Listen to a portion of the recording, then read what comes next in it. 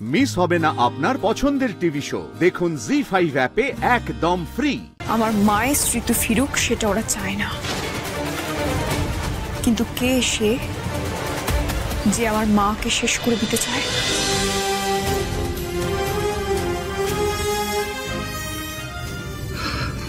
ঘর সবাই ঘুমিয়ে পড়েছে, নাহলে হাজারটা প্রশ্নের সম্মুখীন হতে হতো আমায়। সবাই একটাই প্রশ্ন করত, কেন এত কঠিন হলাম আজ, কেন এই স্টেপটা নিলাম, কিন্তু কেউ একবারও আমার দিকটা বুঝবে না। রিয়ালিটিটা ফেস করলেই জোনাকি খাঁটি সোনা হয়ে উঠবে, কিন্তু সেটা খেয়ে বুঝবে।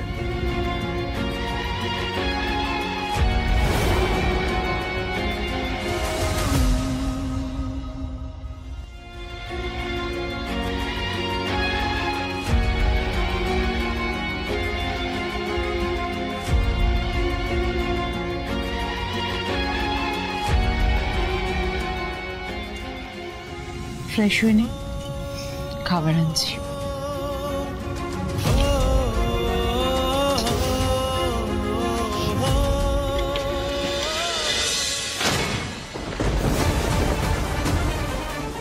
আমার এর দিকটা এরকম কেন? আমি ফাঁকা করে দিয়েছি।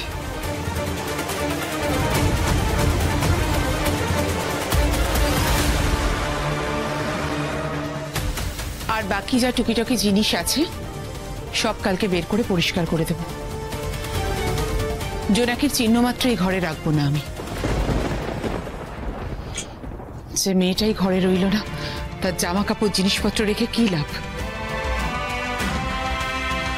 তুই তোর মায়া একেবারে কাটিয়েই ফেলেছিস ধ্রুব। তোর তো বোধহয় একটু মায়াও হয়নি মেয়েটার উপর, নাহলে কত সহজে মেয়েটাকে বের করে দেওয়ার কথা বলতে পারলি।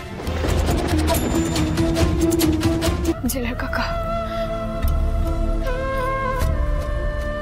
তুমি যে আমার কি উপকার করলে আমি বলে বোঝাতে পারবো না। আমি কোনোদিনও তোমার এই উপকার ভুলবো না, বিশ্বাস করো। তুমি যদি না থাকতে আমার কি হতো বলো তো? মাকে নিয়ে আমি কোথায় যেতাম বলো তো? এই ঋণ আমি কোনোদিনও শোধ করতে পারবো না জেলার কাকা।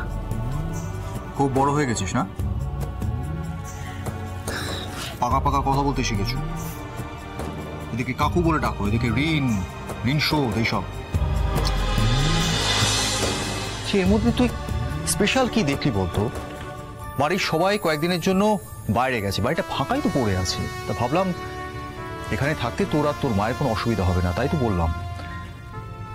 কিন্তু মুশকিলটা অন্য জায়গায়, বুঝছিস নাকি?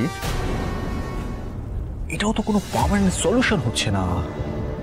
তোর মাকে একটা নিরাপদ আশ্রয় পাঠাতেই হবে।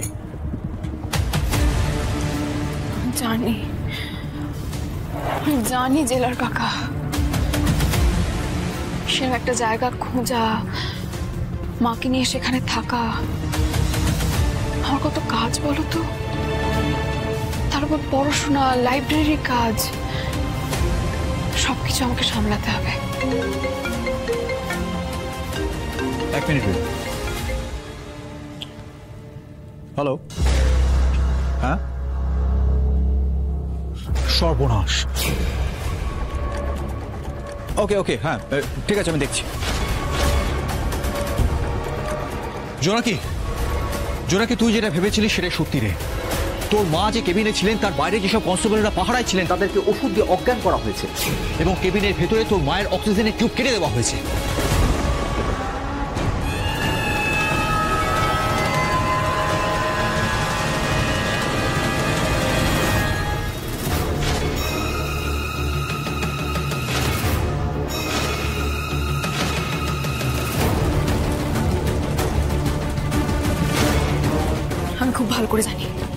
আমি খুব ভালো করে জানি যে আমার মায়ের শত্রু আছে, আর সে আমার মায়ের পিছু ছাড়বে না, সেটাও আমি খুব ভালো করে জানি।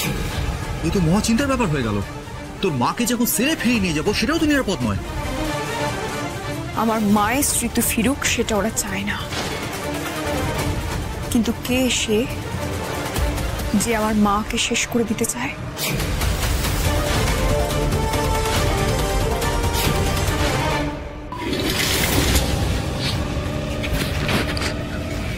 যন্ত্রণা হচ্ছে, ব্যথা করছে। এই প্রতিমা বিশ্বাস কেস নিয়ে আমি কতটা মানসিক চাপ ও যন্ত্রণার মধ্যে আছি বুঝতে পারছো? বুঝতে পারছো? মাসে মাসে কারি কারি টাকা দিয়ে পুষছি তোমায়। যখন যাকে যত টাকা দিতে বলছো দিচ্ছি, সেগুলো কি ফেলিয়ার শোনার জন্য? না মানে স্যার, ওই লোকটা মানে ওই সুইপার তো আগেও আমাদের অনেক কাজ করেছে স্যার, ও পাক্কা কাজ করে। নিজে স্পটে থাকুনি কেন কাজটা শেষ হওয়া অবধি? একজন স্মৃতি হারানো মহিলাকে মারতে পারলে না। প্রতিমা বিশ্বাস হাসপাতাল থেকে উধাও হলো কি করে? কি করে? যার হাত কাটা, যার বাঁচার চান্স কম, সে হাসপাতাল থেকে উধাও হয়ে গেল কি করে? স্যার কিভাবে কেউ এভাবে যে প্রতিমা বিশ্বাসকে সরিয়ে নিয়ে যাবে স্যার, আমি বুঝতে। প্রতিমা বিশ্বাসকে কে বা কারা কোথায় নিয়ে গিয়ে লুকিয়ে রেখেছে খোঁজ না হয় ইমিডিয়েটলি। আমার সামনে দাঁড়িয়ে থেকে না, গেট আউট!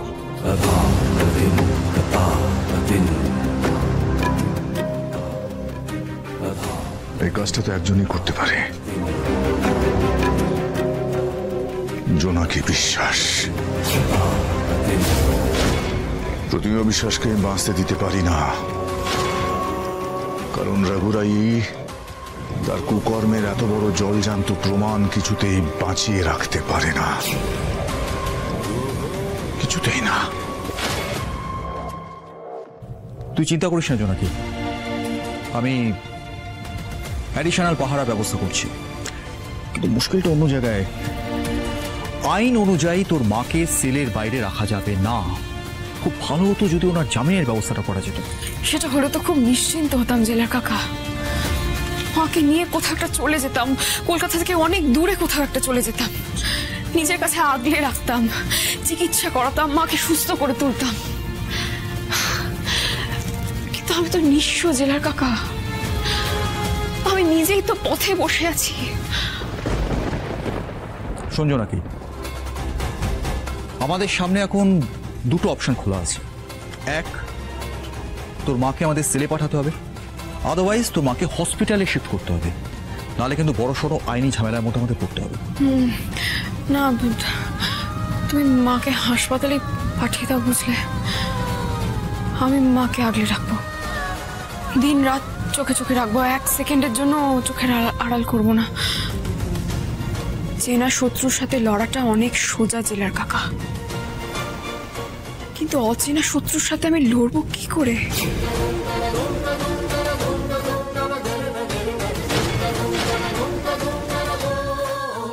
জি5 ডাউনলোড করুন আর সব এপিসোড দেখুন একদম ফ্রি।